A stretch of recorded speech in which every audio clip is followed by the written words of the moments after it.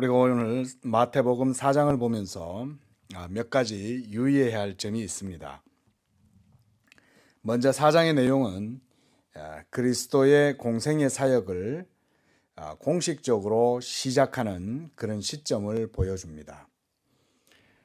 이제 3장에서 세례 요한에게 세례를 받으신 이후에 이제 공식적인 첫 사역으로 예수님께서 오늘 마귀에게 시험을 받으러 광야에 나아가시는 그런 모습을 보여줍니다.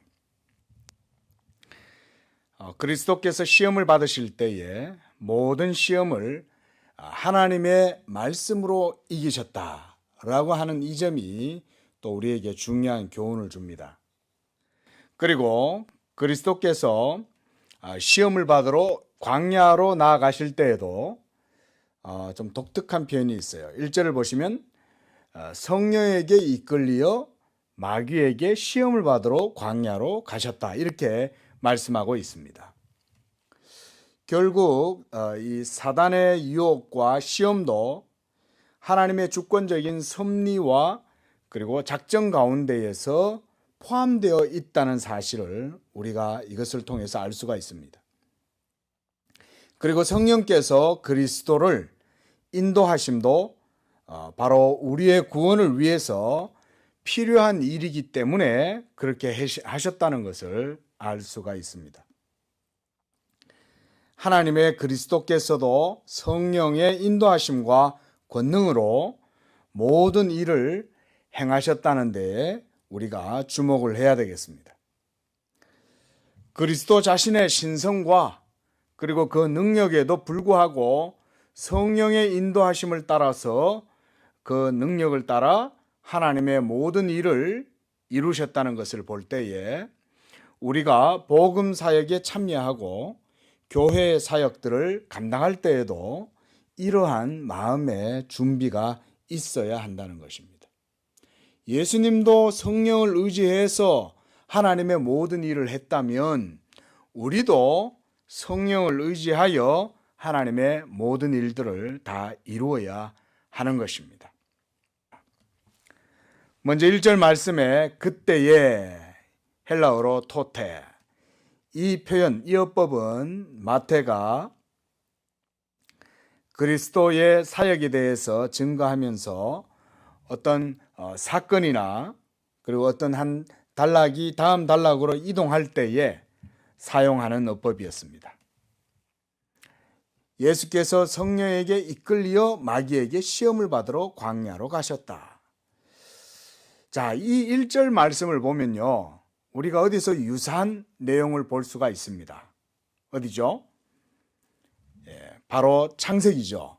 창세기에서 하나님께서 아담을 이끌어서 에덴으로 데리고 들어가시는 모습이 거기에 나옵니다. 이 장에 보면 하나님께서 그 사람을 이끌어 에덴에 두시고 에덴으로 데려가시고 라고 하는 표현이 2번이나 나와요. 이런 것을 볼 때 오늘 하나님께서도 둘째 아담이신 예수님을 이끌어서 광야로 몰아가시는 것을 알 수가 있습니다. 왜 하나님께서 아담을 에덴 동산에 두셨고 왜 하나님께서는 이렇게 그리스도를 광야로 몰아가셨을까요?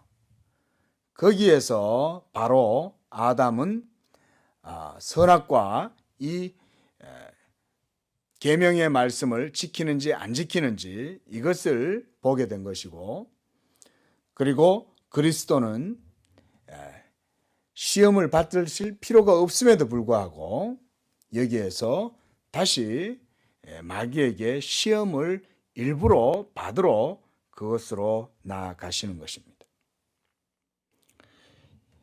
예수님은 하나님의 아들이시고 영원한 신성을 가지신 분이지만 그분은 사람으로 성육신하셔서 우리의 구속을 위하여 친히 우리의 몸을 입으셨습니다. 그런 그리스도께서 시험을 받으실 필요가 없는데 이렇게 광야로 나아가서 시험을 받게 하신 것은 하나님의 뜻이었습니다. 1절에 보면 예수께서 성령에게 이끌려라고 말씀하셨어요. 이 말은 하나님께서 그리스도를 어떤 뜻이 있어서 광야로 몰아가셨다. 거기에서 마귀에게 시험을 받게 하셨다. 이렇게 말씀하는 것입니다.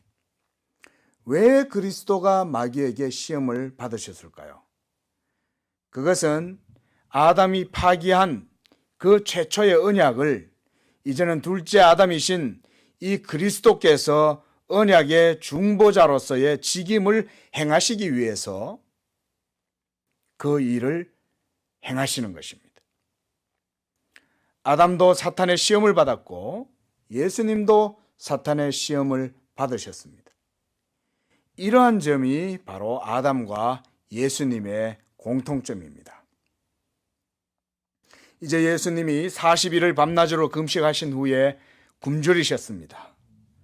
40일 동안 사람이 굶주린다는 것은 인간의 한계를 그대로 표현하는 것입니다.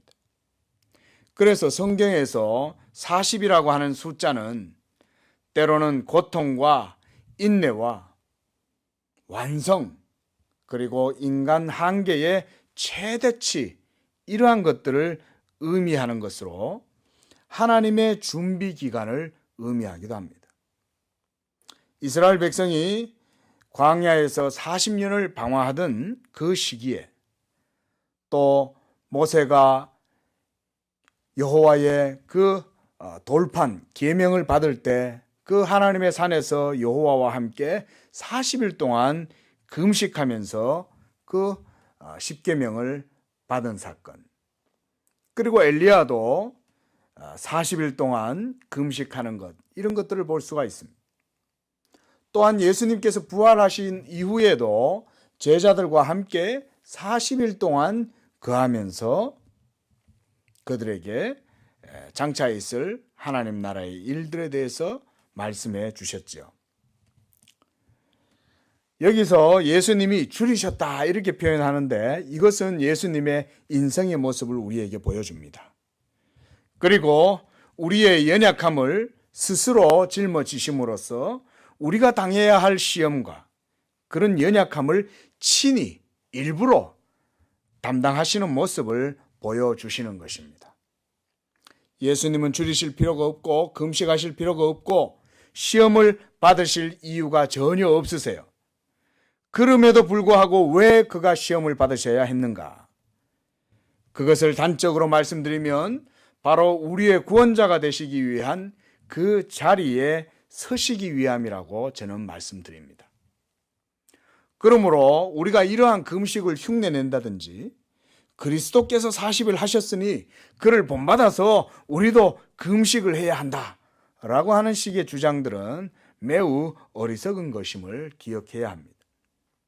특히 사순절 기독교 전통도 우리가 주의해서 이것을 행해야 합니다. 저는 사순절 그 자체를 완전하게 해서는 안 된다 이런 의미보다 그런 성경에도 없는 의식을 행하는 것을 먼저 조심해야 한다고 말씀을 드리는 것입니다. 그리스도가 인류의 죄를 위하여, 나의 죄를 위하여 십자가에서 모든 대속을 이루시고 고난받으신 것, 그 고난을 묵상하는 것은 좋은데 우리가 그 사순절에 고기도 먹지 않고 금식하면서 자신을 괴롭히는 가운데에 뭔가 자신도 그것을 통해서 이루었다 라는 식의 생각을 갖게 된다면 칼빈의 말에 의하면 그것은 바로 미신에 불과한 것입니다. 그래서 칼빈은 주석에 보면 이 사순절에 대해서 아주 강력하게 부정해요. 특히 로만 카톨릭에서 이러한 일들을 행하는 것은 복음의 권위를 손상시키고 그래서 금식하는 사람들이 자신들도 금식을 해가지고 나도 예수님처럼 이런 고난 가운데에 금식을 했다라고 하는 그 자체가 이미 그리스도의 영광을 탈취하여 그리스도를 우리와 같은 무리로 이끌어내려고 하는 처사라고 칼빈은 이렇게 이해했어요. 우리나라에서도 이 개신교단을 중심으로 해서 이러한 사순절을 지키는 것이 과연 정말 종교개혁의 후손들이 할 일이냐? 이 개신교에서 이런 것을 해야 하느냐라는 반론이 한때 제기되기도 했어요. 어쨌든 사순절은 그것을 지키는 사람들 자신들의 어떤 공적으로 주장하는 것은 벌써 이게 그 의미가 퇴색하고 변질된 것입니다. 여러분, 그리스도께서 우리를 위하여 고난당하시고 그 고난의 유익과 십자가의 죽으심으로 우리에게 구속의 은혜와 의의 효력이 주어진다면 우리가 그것을 굳이 따라해서 다시 내가 고난을 당하거나 나한테 뭔가 고난의 흔적을 남기거나 그렇게 해서 우리가 그리스도의 고난에 참여한다 라고 하는 생각 자체가 비성경적이라는 것입니다. 그것은 칼빈의 말대로 복음의 권위를 손상시키는 것입니다. 우리가 그래서 이런 것을 주의해야 돼요. 여러분, 그리스도가 40일 동안 금식하신 이유는 바로 우리와 같이 낮아지셔서 우리 사람이 감당할 수 없는 그 인간 최고의 한계를 본인이 스스로 감내하시면서 우리에게 이것을 보여주시는 거예요. 여기에 그리스도의 권위가 드러나는 것입니다. 자, 3절에 보면 시험하는 자다 이렇게 말합니다. 이것은 바로 사탄의 또 다른 지칭입니다. 페라이존, 이 말은 시험하는 자란 말인데 사탄의 성격을 잘 드러내 보여줍니다. 아담과 하와도 사탄이 시험하였죠. 여기서 사탄의 특유한 유혹의 기술, 이런 테크닉이 본문 3절에서 잘 드러납니다. 마귀가 뭐라고 예수님을 유혹하는지 한번 보십시오. 그가 예수께 나와서 이르되 네가 만약 하나님의 아들이거든 이 돌들로 명해서 떡덩이가 되게 해라. 여러분, 여기서 사탄은 이 돌로 떡덩이를 만들어 먹으면 되지 않겠냐 이렇게 말하지 않고 네가 만약 하나님의 아들이라면, 사탄은요 예수가 하나님의 아들이시라는 것을 알아요. 그럼에도 불구하고 그가 지금 이렇게 말하는 이유는 뭐냐면 예수님을 붕 띄우는 거예요. 그 속에 마음속에 허영심을 집어넣고 교만하게 만드는 거예요. 이게 여러분 사탄의 아주 강교한 전략이에요. 그래서 그리스도가 자신의 영광과 유익을 위해서 이 돌을 명하여서 떡덩이를 만들어서 먹을 수 있다는 자신감을 불어넣어 주는 것입니다. 여러분, 만약 그리스도께서 마귀의 말을 듣고 이 돌을 떡덩이로 만들어서 드셨다면 어떤 일이 벌어지겠습니까? 성령 하나님께서 그리스도를 광야로 이끌어서 마귀에게 시험을 받게 하신 그 목적이 먼저 무너지는 것입니다. 방해를 받는 것입니다. 중요한 것은 그리스도가 자기의 배를 위하여 이 돌덩이를 떡덩이로 만들어 먹는 그 즉시로 아담이 선악과를 먹는 것과 같은 게 되는 거예요. 그리스도의 공생애는 철저하게 하나님의 율법의 계명을 따라서 거기에 집중되어 있고 그것만이 진정한 우리의 구원을 위한 의가 되기 때문에 철저한 순종이 필요한데 사탄은 여기서 그것을 지금 무너뜨리려고 하는 것입니다. 끝까지 그리스도께서 자신의 신성과 능력과 영광을 드러내 보이지 아니하시고 오로지 하나님의 그 아버지의 말씀에 전적으로 순종하심으로 헌신하시는 모습을 우리가 이 시험받는 사건을 통해서 볼 수가 있는 거예요. 40일 동안 줄이시고 금식하는 건 인간의 최대 한계치예요. 더 이상 그렇게 하면 인간의 육신이 살 수가 없어요. 그러나 죽을 때까지 이미 이 시험을 그리스도께서 우리를 위하여 감내하신다. 바로 이것이 오늘 그리스도의 시험에서 우리에게 주는 교훈이라고 하겠습니다. 예수께서 대답하여 이르시되 기록되었으되 사람이 떡으로만 살 것이 아니요 하나님의 입으로 나오는 모든 말씀으로 살 것이니라 하였느니라. 여기서 주님은 신명기 8장 그 3절의 말씀을 인용하십니다. 예수님께서 기록되었으되, 예수님은 이 기록되었으되 라고 해서 성경의 말씀의 권위를 이용해서 마귀의 시험을 물리치고 계시는 거예요. 이로써 우리는 성경에 기록된 말씀의 신적인 권위를 여기서 확인할 수 있어요. 예수님도 모든 일들을 행하실 때, 특히 오늘 사탄의 시험과 유혹을 이기실 때에도 바로 기록된 성경의 말씀을 가지고 사탄의 시험을 퇴치했다는 것입니다. 이로써 우리는 성경에 기록된 이 말씀들이 바로 하나님의 살아계시는 말씀이요, 하나님의 성령으로 감동되어서 우리에게 주신 바로 성령의 검, 바로 하나님의 말씀이라는 사실을 알 수가 있습니다. 성도들도 마찬가지입니다. 성도들도 마귀에게 시험을 당할 수 있고 모든 육적인 욕망과 유혹에 빠질 수 있어요. 그때마다 하나님의 성도들이 싸울 수 있는 무기는 뭐냐면 바로 성령의 검, 하나님의 말씀입니다. 이 하나님의 말씀으로 영적인 분별을 하고 선악을 분별해서 무엇이 하나님의 뜻인지 판별할 수 있는 것은 오직 기록된 하나님의 말씀밖에 없어요. 예수님도 기록된 말씀을 인용하신 것을 우리가 주의 깊게 보아야 합니다. 그 다음으로 이것이 통하지 않자 마귀는 5절에 예수님을 거룩한 성으로 데려가서 성전 꼭대기에 세웁니다. 자, 성전은 누구의 성전입니까? 하나님의 성전입니다. 그런데 마귀는 예수님을 그 하나님의 성전 꼭대기에다가 세워요. 그리고 말합니다. 또 네가 만일 하나님의 아들이거든 뛰어내려라. 기록되었으되 그가 너를 위하여 그 사자들을 명하시리니 그들이 손으로 너를 받들어 발이 돌에 부딪히지 않게 하리로다. 자, 여러분, 사탄은 한번 시험해보고 떠나가지 않습니다. 다시 또 시도합니다. 네가 만일 하나님의 아들이라면, 하나님의 아들 맞잖아, 그러면 저 성전 꼭대기에 서서 뛰어내려. 그러면 천사들이 네가 하나님의 아들이니까 너를 지켜서 부딪히지 않도록 지켜줄 거야.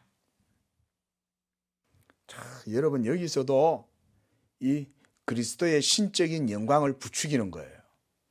그리스도가 하나님의 아들이라면 천사들이 당연히 그를 지켜줄 것이고 수종들 것이니까, 그러면 너를 보호하지 않겠냐. 이 예루살렘 성전은 해발 750m에 위치하고 있는 고지대에 있어요. 그리고 그 밑으로는 기드론 골짜기가 쫙 펼쳐져 있는데 그곳에 뛰어내리라고 하는 것은 마귀가 무엇을 요구하는지를 보여주는 거예요. 바로 뭐냐면 이 인간의 자만심을 자극하는 것입니다. 사람의 자만심을. 그래서 마귀도 본문에서 여러분 기록되었으되 성경을 이용하는 거예요. 이것이 여러분 사악한 사탄의 전략입니다. 여러분, 오늘날 무수히 많은 이단들이 있습니다. 이단들도 성경을 이용해요.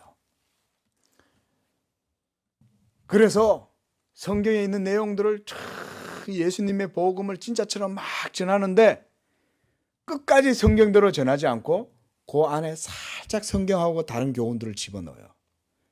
그래서 그걸 이단이라고 하는 거예요. 끝이 다르다는 거예요. 끝이 다르다. 그 바옥스 이단 같은 경우는 구원파잖아요. 이 구원파들은 사람이 자기가 구원받았으면 그때부터 이후로는 구원받았기 때문에 더 이상 육신의 죄나 육신의 행위가 의미가 없다고 생각해요. 그러니까 죄를 지어도 괜찮아요. 죄 지은 것 때문에 슬퍼하면 그 사람은 아직 구원받지 못한 사람이에요. 여러분, 이런 것이 성경의 교훈하고 틀린 거예요. 성경은 너희가 죄 없다 하면 거짓말하는 자요, 날마다 우리가 그리스도의 복음의 그 은혜 가운데에서 우리가 늘, 여러분, 우리가 구원받았다고 해서 여러분 아무렇게나 살 수 있다는 것은 그것은 비성경적인 거예요. 우리가 이 사망의 몸을 가지고 살아가지만 그렇다고 우리가 죄를 마음대로 허용하고 살 수 없어요. 여전히 우리 속에는 죄의 욕망이 있습니다. 그 가운데에서 우리가 예수 그리스도를 믿음으로 날마다 성화의 삶을 살아가고 그리스도를 알아가는 가운데 그 은혜를 깨닫고 그렇게 구원의 길을 걸어가는 것입니다.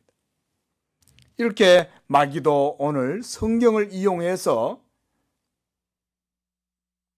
예수님을 시험하고 있습니다. 마지막으로 이 사탄은 예수님을 지극히 높은 산에 데려가서 천하만국과 영광을 보여줍니다. 어떻게 마귀가 예수님에게 천하만국과 영광을 일시에 다 보여줄 수 있었을까? 지구 대기 바깥으로 예수님을 데리고 나갔을까? 그것은 아니라고 생각합니다. 그것이 아니라 사탄은 하나님의 영광이 무엇인지 알아요. 그리고 그는 영적인 존재이기 때문에 천하만국과 그 영광이 어떤 건지를 알기 때문에 그것을 예수님에게 보여주었고 예수님도 그것들을 그대로 통찰할 수 있는 능력이 있어요. 신성을 가지셨기 때문에. 그러함에도 불구하고 예수님은 그 천하만국의 권세와 영광을 하나님 앞에 모두 다 내려놓습니다. 그분이 그것을 취할 수 있지만 사탄에게서 그것을 취하는 것이 아니라 하나님께 그 모든 영광을 다 돌려드림으로써 사탄의 시험을 이기시는 것입니다. 이렇게 해서 예수님께서는 마귀의 모든 시험을 하나님의 말씀으로 모두 퇴치하셨다, 이기셨다. 이것이 우리에게 중요한 교훈을 줍니다. 먼저는 성경의 권위요, 다음으로는 기록된 말씀을 따라서 그리스도가 철저히 하나님의 뜻에 순복했다는 것을 우리에게 보여주는 것입니다. 이것은 이후에 예수님의 모든 공생의 기간, 이 3년의 기간 동안 예수님이 끝까지 지키시는 준칙이에요. 예수님은 한 번도 기록된 말씀을 벗어나서 스스로 행하시지 않았어요. 언제나 선지자들의 가르침과 율법대로 그 모든 하나님 아버지의 뜻을 따라서 순종하시는 가운데에 우리의 구원의 모든 일들을 다 이루세요.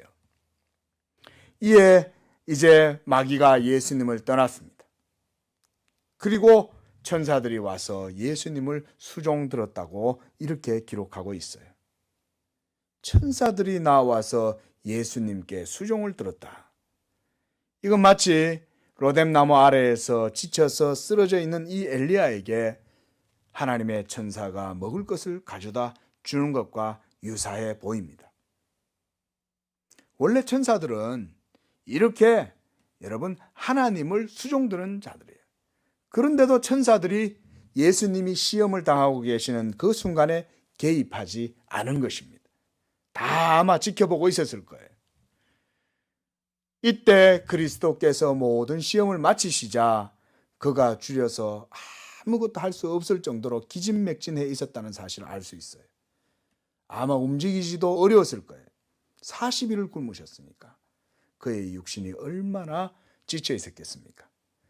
그런 그리스도를 위하여 천사들이 엘리야에게 먹을 떡과 물을 갖다 준 것처럼 예수님에게도 그와 같이 먹을 것을 주었습니다.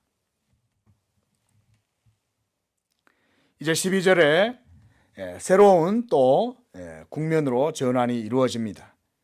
예수님께서 요한이 잡혔음을 들으시고 갈릴리로 돌아가셨다, 물러가셨다 이렇게 말씀합니다. 이 갈릴리는 이 팔레스타인 북쪽에 있는 지방으로 이 가나안을 정복한 이후에 이스라엘 12지파 가운데 아셀과 납달리, 스불론, 이사갈 지파에게 분배되었던 지역입니다. 그런데 이것이 이후로 중동의 고대 전쟁사를 겪으면서 아수르와 바벨론과 그리고 마게도냐와 파사와 그리고 애굽과 수리아에 의해서 여러 차례로 이 지역이 정복을 거듭해서 당하게 되었어요. 그런 과정 속에서 이 갈릴리는 완전히 혼혈 인종으로 섞여버리게 되고 그리고 그들의 문화도 혼합 문화가 형성이 되었습니다. 그래서 오늘 15절 말씀에도 보면 이 갈릴리를 이방의 갈릴리여 이렇게 표현하고 있습니다. 왜냐하면 거기에는 온갖 모든 혼혈족들과 그리고 이방의 가증한 문화들과 종교들이 가득하게 거기에 자리하고 있었기 때문입니다. 그래서 요한복음 7장 41절과 42절에도 보면 갈릴리에서 어떻게 선한 것이 나올 수 있겠냐, 갈릴리에서 선지자가 나오지 못할 것이다, 이런 말을 하는 것을 볼 수가 있습니다. 또 한 가지 볼 것은 14절 말씀입니다. 이는 선지자 이사야를 통하여 하신 말씀을 이루려 하심이라. 예수님께서 갈릴리로 물러가신 다음에 마태는 이렇게 기록합니다. 나사렛을 떠나 스불론과 납달리 지경 해변에 있는 가버나움에 가서 사시니 이는 선지자 이사야를 통하여 하신 말씀을 이루려 하심이라. 이것이 바로 이사야 9장 1절의 예언이에요. 스불론 땅과 납달리 땅과 요단강 저편 해변길과 이방의 갈릴리여, 흑암에 앉은 백성이 큰 빛을 보았고 사망의 땅과 그늘에 앉은 자들에게 빛이 비치도다. 이사야가 예언한 이 예언을 이루시려고 예수님께서 갈릴리로 가셔서 가버나움에서 거주하셨다는 거예요. 여러분, 이렇게 예수님께서 이 이사야 선지자 예언을 따라서 그 말씀을 이루려 하신 이유가 무엇입니까? 그것은 바로 우리의 구원의 의를 이루시기 위함이었어요. 전에도 한번 말씀드렸습니다. 이것을 우리가 역으로 생각해 보면 구약의 선지자들의 모든 예언의 말씀, 계시의 말씀들은 바로 하나님의 성령의 감동하심을 통해서 받았던 하나님의 계시의 말씀이었어요. 그래서 예수님은 이 선지자들이 예언한 그 계시의 말씀을 이루시려고 그와 똑같이 일치하게 행동하시는 것입니다. 그래서 구약 선지자들을 통해서 성령의 감동하심이 있었을 때 그들이 전한 것이 곧 그리스도에 대한 메시지임을 우리에게 보여주는 것입니다. 17절에 이때로부터 예수께서 비로소 전파하여 이르시되 회개하라 천국이 가까웠느니라 하시더라. 여기서도 마태는 이때부터 이렇게 말합니다. 이게 바로 특별한 시점을 표현하는 것으로 아포토테라고 하는 말이에요. 이때부터. 세례 요한은 구약의 마지막 선지자로서 장차 올 구원의 역사를 위해서 회개하라고 증거했지만 예수 그리스도께서는 자신이 천국의 문이시고 열쇠이시므로 바로 그렇게 회개하라 천국이 가까웠다고 선포하시는 것입니다. 이로써 마태는 예수 그리스도의 사역이 시작되었음을 말하고 있습니다. 즉 예수님은 천국의 문을 여실 뿐만 아니라 천국의 기둥들을 세우시는 것입니다. 그것이 바로 12 제자들을 불러서 사도로 세우시는 일입니다. 그래서 예수님은 18절에 보니까 갈릴리 해변을 두루 다니시면서 그 시골에서 살아가는 이 평범한 이 시골의 사람들을 부르십니다. 베드로와 시몬과 그리고 그의 형제 안드레와 그 외에 세베대의 아들 야고보와 그의 형제 요한과 이러한 사람들을 예수님이 다 불러 모으시는 것입니다. 이렇게 해서 이제 예수님께서 20절에 보니까 온 갈릴리로 두루 다니셨다 이렇게 말씀합니다. 온 갈릴리. 이 갈릴리 마을에 204개나 되는 크고 작은 성읍과 촌락들이 있었다고 그래요. 그 예수님께서 이런 곳을 다니시면서 여러 곳곳에 있는 이 회당에서 가르치시면서 천국 복음을 전파하고 그리고 백성 중에 모든 병과 모든 약한 것을 고치셨다. 이 23절 한 절 안에 예수님의 사역의 주요한 세 가지 내용이 나옵니다. 첫째는 가르치심. 그 다음 천국 복음에 대한 전파. 다음으로 모든 병과 약한 것들을 고치셨다라고 합니다. 이렇게 예수님께서 이 모든 일들을 행하실 때 이제 중요한 것은 뭐냐면 성령을 힘입어서 이 모든 사역들을 이루셨다는 것입니다. 그렇게 예수님이 모든 사람들을 고치고 하나님의 말씀을 전파하자 그 소문이 온 수리아에 퍼졌다 그랬습니다. 그래서 모든 앓는 자, 각종 병에 걸려서 고통당하는 자, 귀신 들린 자, 간질하는 자, 이런 중풍병자들을 데려오니 예수님이 그들을 고쳐주신 것입니다. 이렇게 해서 예수님의 사역이 이제 점점 힘을 얻게 되었습니다. 이것이 이제 우리가 오늘 읽은 마태복음 4장의 내용들입니다. 자, 이제 정리하자면 이 4장에 있어서 중요한 것은 뭐냐면 하나님의 아들이 우리의 모든 구속을 위한 대속의 사역을 시작하실 때에 친히 시험을 받으셨다는 것입니다. 이 시험은 아담이 에덴 동산에서 받았던 시험과 그대로 대치되는 것입니다. 그래서 성령께서 둘째 아담이신 예수님을 이 광야로 내몰아서 거기서 시험을 받게 하실 때 그냥 하시는 게 아니라 40일 동안 줄이시고 하나님의 대속 사역을 감당하시기 위해서 친히 굶주리신 이후에 인간의 완전한 한계 가운데에서 우리를 위한 시험을 당하시는 거예요.